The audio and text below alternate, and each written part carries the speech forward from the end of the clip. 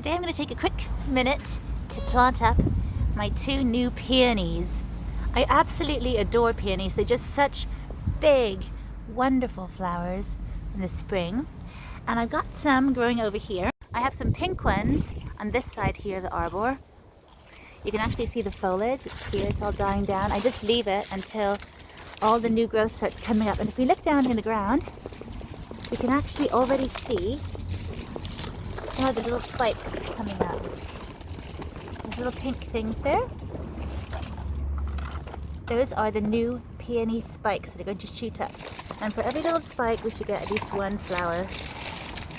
It's quite early, but they are starting to come up now. These ones here are actually pink peonies. They're really lovely ones. The thing about peonies that I love is that they just don't need any care. They keep coming back bigger and better every year with more and more flower spikes. This one over here is one I planted when I moved in. It's a big white fluffy one. And I don't think any of the spikes are starting to shoot up just yet. But we are in December, so it's still early days. And actually, I was just reading the instructions that came with my new peonies, and it did say that in October you should chop back this old growth to like 15 centimeters above the ground, but I don't do that. I just leave it there. I think it adds a bit of extra protection in winter cold.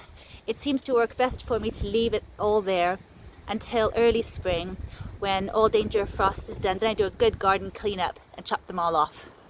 But that's just personal preference. This one here is actually very similar, if not exactly the same, as the white one I already have. So I thought I'd plant it close to it so it can just add even more impact. Let me open up and see how it looks. I can already see some little pink nubs here. See, these long bits here are the roots. And then the little pink things are going to be the flower spikes. See if I can gently get this out of the bag. But oh, there's so many already. You see, this is why I absolutely love buying from this grower here, this Dutch grower, because they really provide great quality plants and bulbs. And all these little nubs here, they're going to be beautiful flowers next year, next spring, in a few months now. Amazing. So I'm going to plant it downwards because you want the roots to go down. There's a little bit of mold here. I hope it's going to be okay. I'll just rub it off. But yeah, you want the roots to go downwards, and then all these little nubs will be up on the top and hopefully make their way to the surface. And the thing about peonies that's very important is you don't bury them too deep. If you do, you might get some foliage, but you won't get any flowers. So I hope they'll be okay this way, but I'll put them like this and get them into the ground now. Maybe like this actually. This is how I'll do it, I think, like this.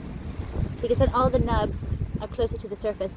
They want to only be between 5 and 10 centimeters deep, so really, really shallowly buried.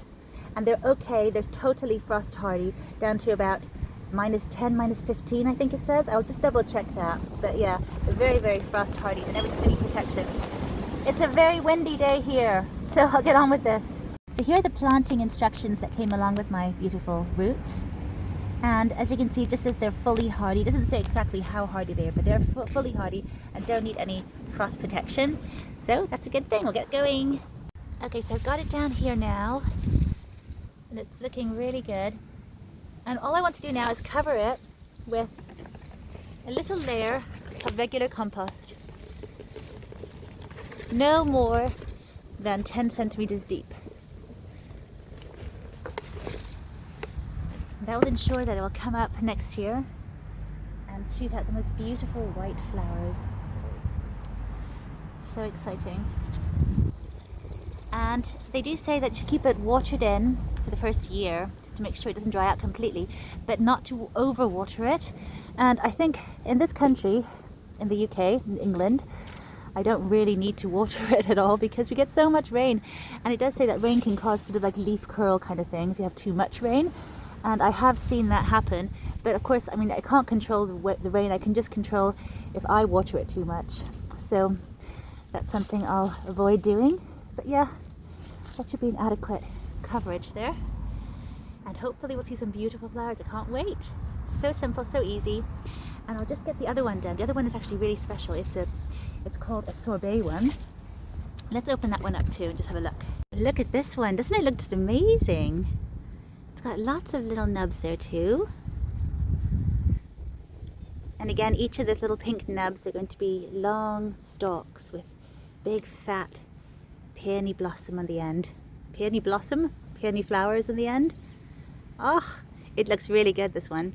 Okay, I'm gonna get this one to the ground as well. All this dry stuff here is old asters. They're really, really pretty. They added so much extra fall colors, like a sea of asters, purple asters. They have self-seeded, and they're kind of going around. This is where I have another bunch of peonies here, the pink peonies. So I'm thinking of putting the sorbet ones down here. And if we look really closely, you'll see there's loads of little seedlings here. They're all asters again, but I can just dig up some of them and make a little space to plant my peony. If you look around here as well, you can see that there's always these little snails around here. And usually my blackbirds, they come and they do a good cleanup job and keep them clean. This one actually has a little snail inside it. But I like to leave them for the birds. The birds can eat them or they can carry on living if they escape the birds' attention. Just loosen up a bit of the soil here. Luckily, peonies don't need much digging because they're such shallow rooters. So I just make a little bit of a space here for this beautiful root. Thank you so much for watching. I hope you enjoyed it, and I can't wait to see the beautiful flowers next spring.